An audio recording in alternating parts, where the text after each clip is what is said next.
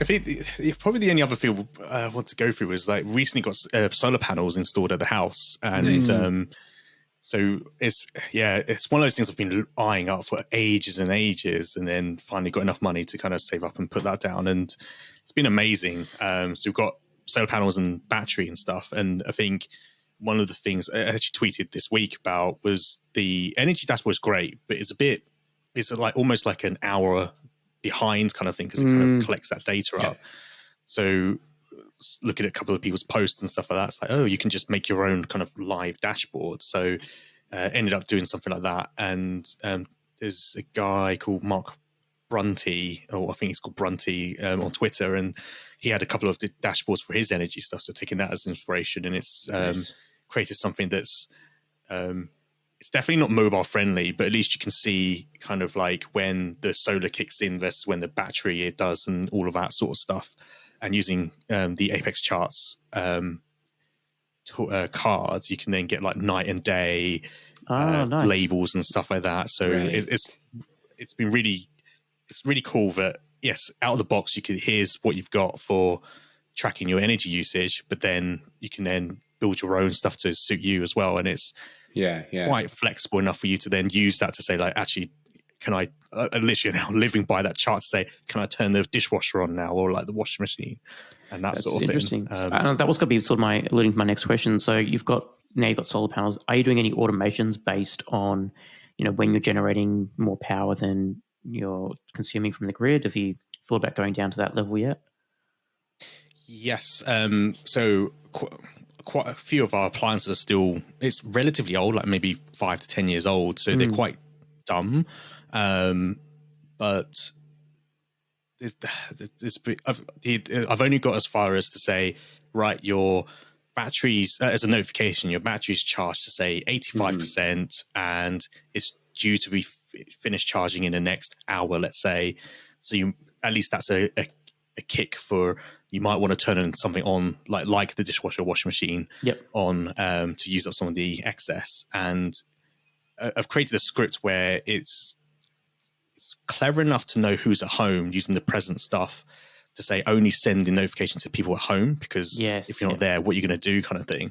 Right. But ideally, I would like to get to a point where if I had the appliances that were smart, then it could turn those on and off. But kind of like your solar camera, it's a bit hard to know, okay, so if I replace an appliance like a dishwasher, washing machine, what are the capabilities of that, even if it does work with Home Assistant? Because it doesn't mean that they can actually start a cycle or something like that either. Exactly, or there's a risk of, firmware update coming out in 6 months for a security issue and you lose that access, right? And bricking it, Yeah, that's true.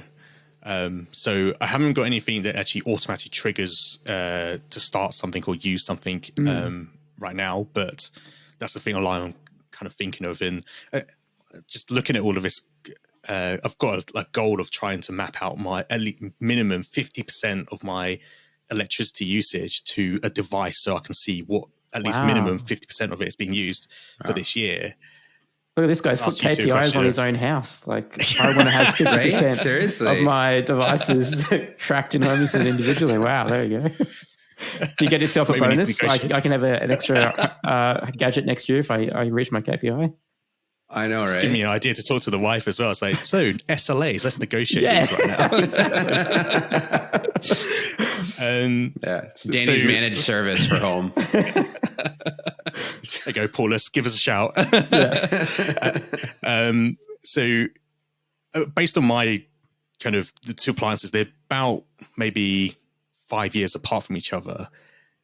With the dishwasher, the oldest, and the washing machine, it was replaced because there was a recall for fire hazard. I think it was a couple of years ago.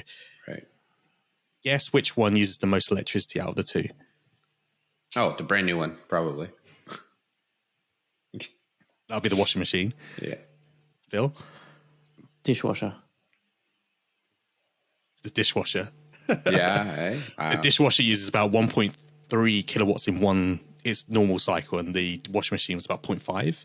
So I could get almost like 3 cycles of a washing machine for the equivalent of a dishwasher. And it's that kind of question as well. It's like, okay, my dishwasher's like almost 10 years old.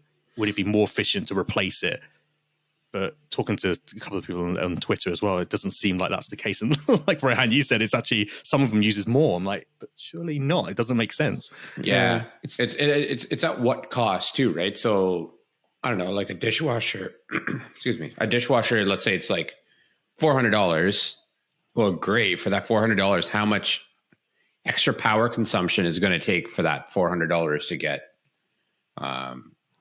utilized? Right? Like, what's the? I guess not to be businessy here, but like the return on investment here is really like not great sometimes, right? It's because the cost of the device is so high.